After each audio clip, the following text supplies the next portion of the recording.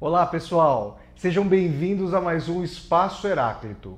Meu nome é Flávio Ricardo Vassoler e hoje nós vamos estabelecer mais um diálogo entre mim e vocês para que nós tentemos nos aprofundar em um tema que, nessa ocasião do Espaço Heráclito, será o seguinte: aforismos, a filosofia do soslaio.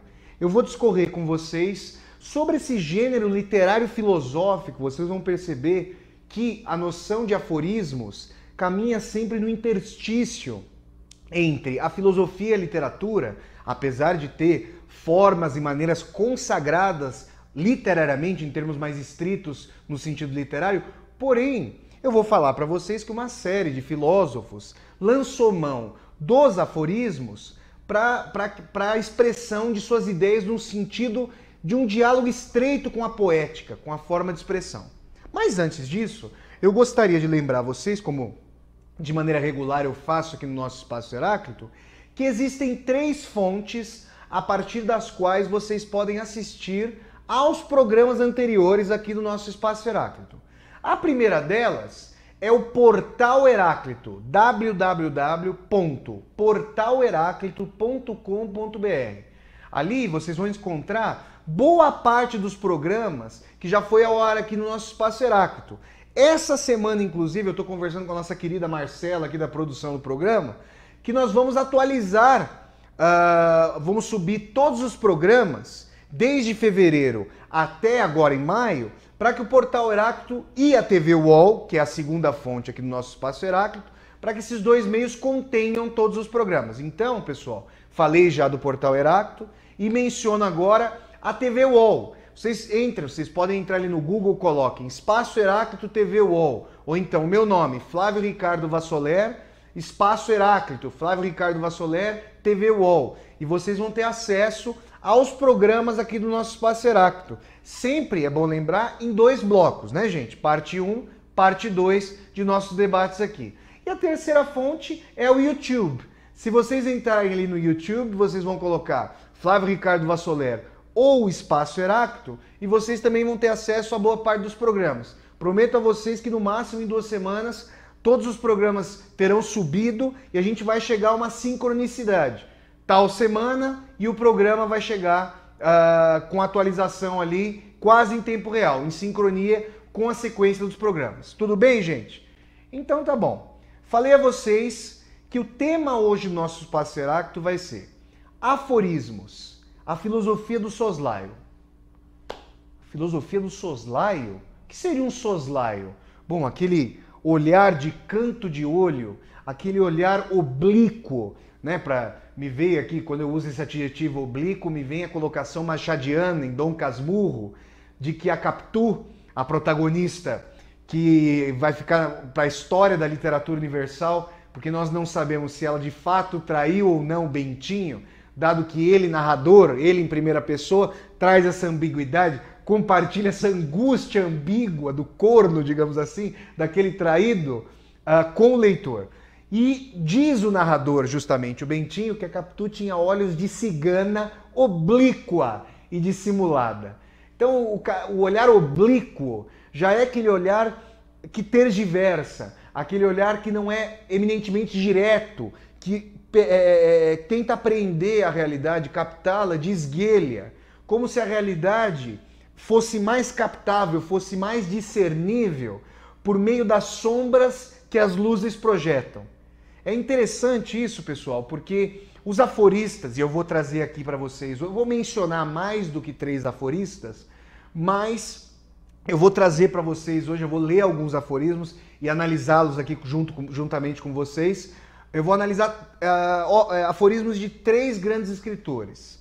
Um primeiro, que é o Chamfort, um francês, que não é propriamente um escritor, mas foi considerado um moralista, na tradição dos moralistas franceses. Eu vou explicar para vocês que esse moralismo não tem a ver com a noção de moralidade hipócrita ou com aquele que caga regras, digamos assim, aquele forçador de regras, que está muito vinculado à hipocrisia, mas o moralista no sentido da crítica acerba à sociedade. E os outros 2 podem ser tidos como escritores, no sentido mais tradicional, mas sempre nesse diálogo entre a literatura e a filosofia, a literatura e a existência. O outro é o Karl Kraus, um escritor que se consagrou em Viena, um judeu, apesar de não ter nascido em Viena, nasceu na Boêmia, naquilo que hoje seria a República Tcheca. E o nosso querido Oscar Wilde, que nasceu na Irlanda, teve uma vida com uma tragicidade muito grande ao seu final, foi condenado a trabalhos forçados, eu vou contar aqui por quê, e também um grande aforista. Então, pessoal, quando a gente fala de aforismos, a gente fala de um tipo de construção literária, literário-filosófica, para sermos mais precisos, que em geral possui um tamanho escorreito, um tamanho curto. São parágrafos, muitas vezes frases, máximas, com formas de construção sendo decantadas ao longo da história.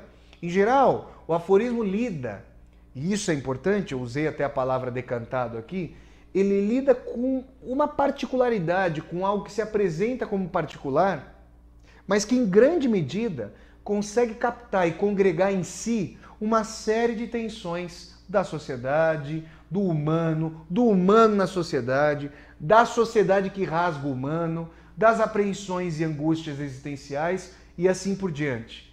É interessante então dizer que, a priori, para o leitor, digamos, mais incauto, não tão bem preparado, pode parecer que o aforismo é um gênero menor, que ele, na verdade, é algo, digamos, secundário na produção de um autor.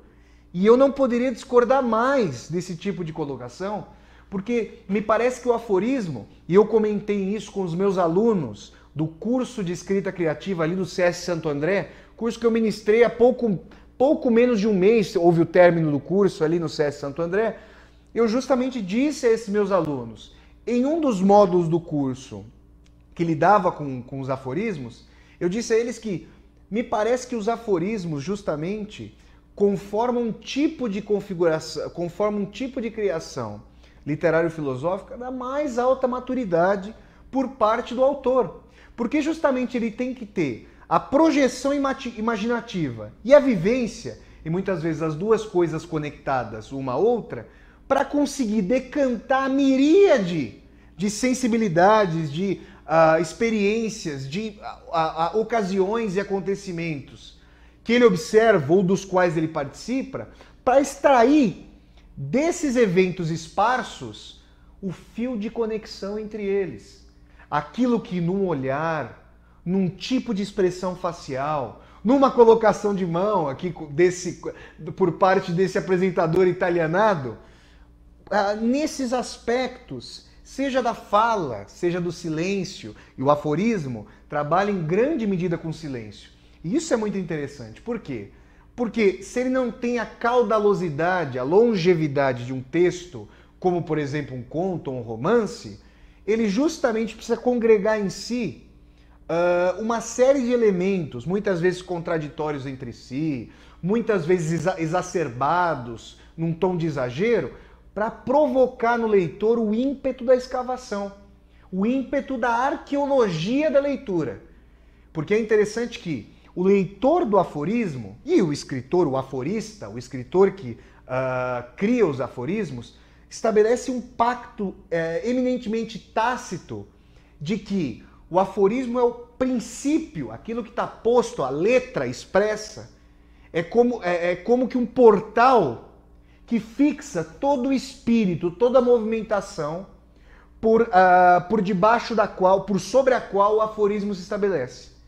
O aforismo é apenas a ponta do iceberg nesse sentido, que vai nos levar a uma série de divagações e a uma série de construções possíveis de sentido para sentenças que a princípio pareceriam despidas de grande ambição intelectual ou artística. Eu vou mostrar a vocês, ou vou tentar mostrar a vocês, que o que se dá é justamente o contrário. E é por isso que o nosso programa de hoje tem o tema Aforismos, a filosofia do soslaio.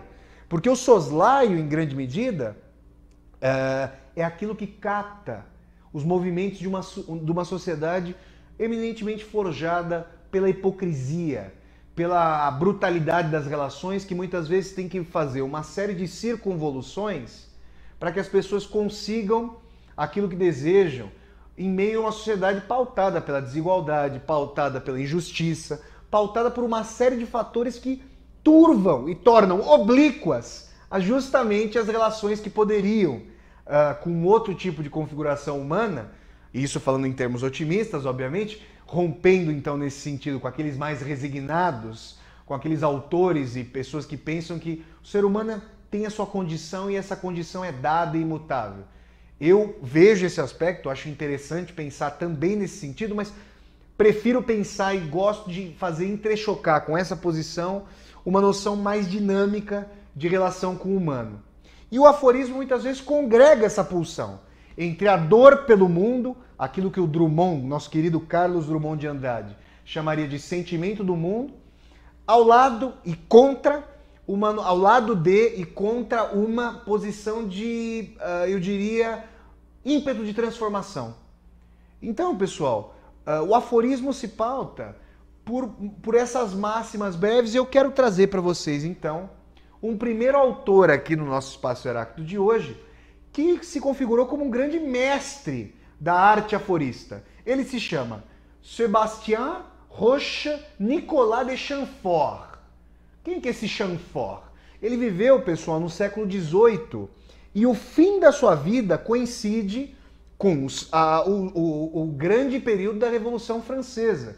Porque o Chamfort ele vai viver de 1740 a 1794 e Revolução Francesa, vocês... Aliás, 1794 e a Revolução Francesa, vocês sabem, se dá em 1789, eclode em 1789, e o Chamfort é esse grande observador dos costumes aristocráticos, da vida da corte, da percepção dos conflitos encarniçados que esse tipo de pompa, hipocrisia, estabelece em relação a uma tentativa de um humano mais desvinculado.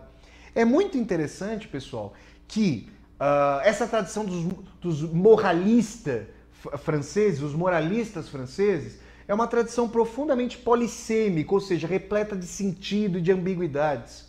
Porque se ao mesmo tempo tem uma percepção extremamente crítica das relações, e muitas vezes no limite pessimista com relação à transformação daquilo que está eminentemente cristalizado, essa crítica também se volta não apenas para a resignação, mas também, em termos dialéticos, para uma denúncia, para uma crítica efetiva daquele estado de coisas. Então eu quero trazer para vocês vocês vão ver, pessoal, que eu poderia passar o programa inteiro, e eu falei isso também para os meus alunos lá desse último curso que eu ministrei de escrita criativa no SESC Santo André, eu disse a eles que seria possível passar uma aula, ou no caso aqui, um programa, falando de apenas um aforismo do Chamfort. Mas eu vou me limitar a uma discussão eminentemente sintética para poder transitar até os outros autores, neste e no nosso próximo, segundo e último bloco aqui do programa de hoje. Então vejam vocês, dada essa rápida contextualização histórica, eu trago aqui para vocês um primeiro aforismo do Chamfort. Então, abramos aspas para o nosso Sébastien Chamfort. A calúnia é como a vespa que importuna e contra a qual não se deve fazer nenhum movimento, a menos que se esteja seguro de matá-la.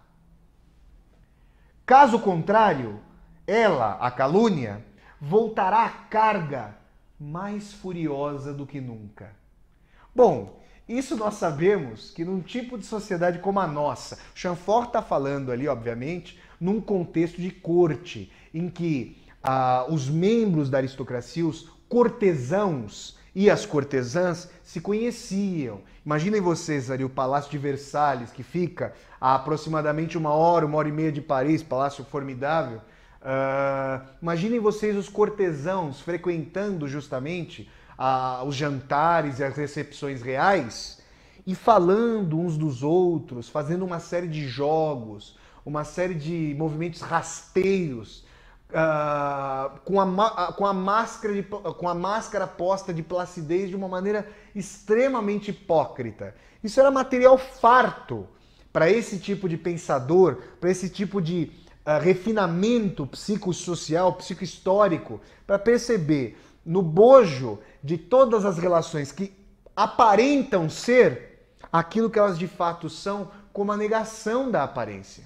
E nesse caso, o Chamfort fala da calúnia com algo que nos é extremamente contemporâneo nesse tipo de sociedade pautada pelo espetáculo, pautada pela denúncia vã, pela denúncia frívola, muitas vezes sem qualquer tipo de embasamento documental, sem qualquer fonte.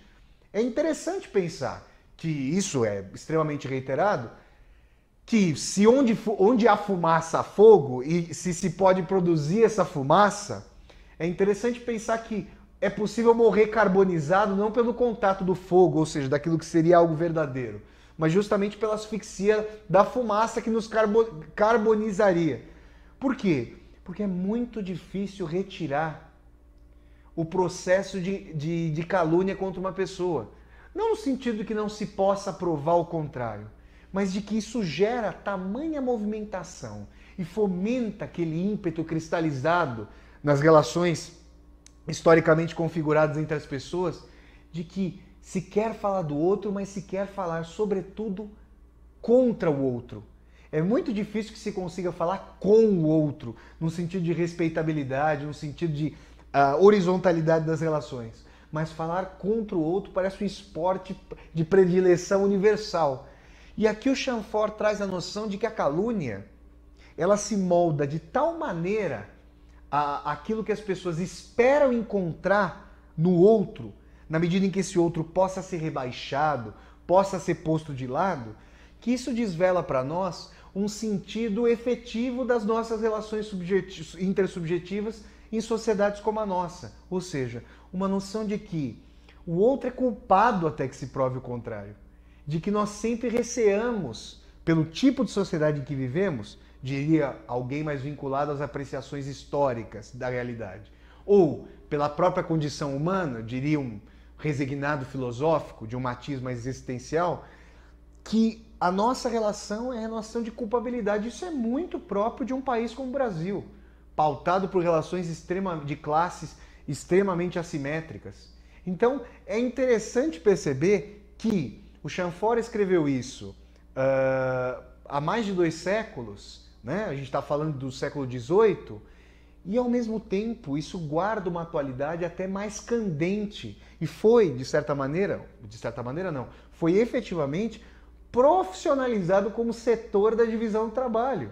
Na medida em que nós assistimos a uma série de programas, ou não deveríamos assistir a esses programas, mas esses programas, sejam programas televisivos, sejam por intermédio de revistas escritas ou virtuais, e hoje cada vez mais virtuais, esse tipo de apreciação da realidade, esse tipo de fabricação do real, que se coloca com o poderio da televisão, com o poderio dessa mídia de massa, que tende ao projetar uma mentira e bombardeá-la com o seu poder de influência, com o seu poder de sedução, criar uma couraça para a realidade, de modo que a realidade sempre se torne menos tangível, a realidade concreta acaba se tornando menos tangível do que a fantasia produzida e reproduzida exaustivamente pelos meios de comunicação, que certamente não estão a favor de um aprofundamento do senso crítico social.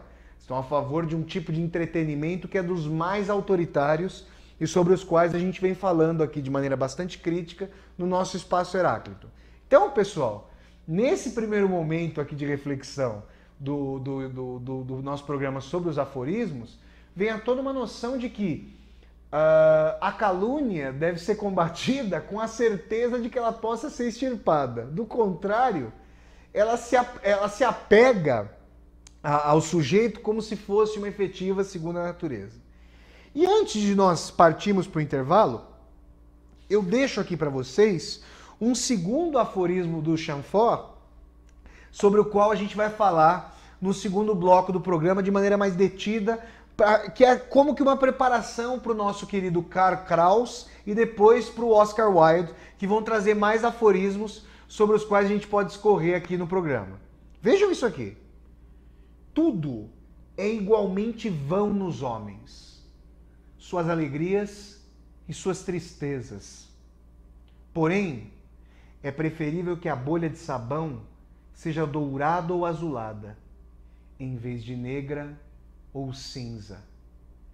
Convido os telespectadores aqui do nosso Espaço Heráclito a ficarem com o sentido desse aforismo e a gente vai fazer um breve intervalo agora e voltamos daqui a pouco para discorrer sobre essa belíssima colocação do Chanfort que dá vazão a nós percebemos. Como é que as estruturas de poder conseguem colorir o charco e como é que também existe um sentido de redenção que fica ali patinando e ruminando em meio à areia movediça, que simplesmente não consegue lidar com a impossibilidade completa de esperança. Então, eu deixo esse aforismo para vocês pensarem e nós voltamos já já no segundo bloco aqui do nosso Espaço Heráclito. Até já, pessoal!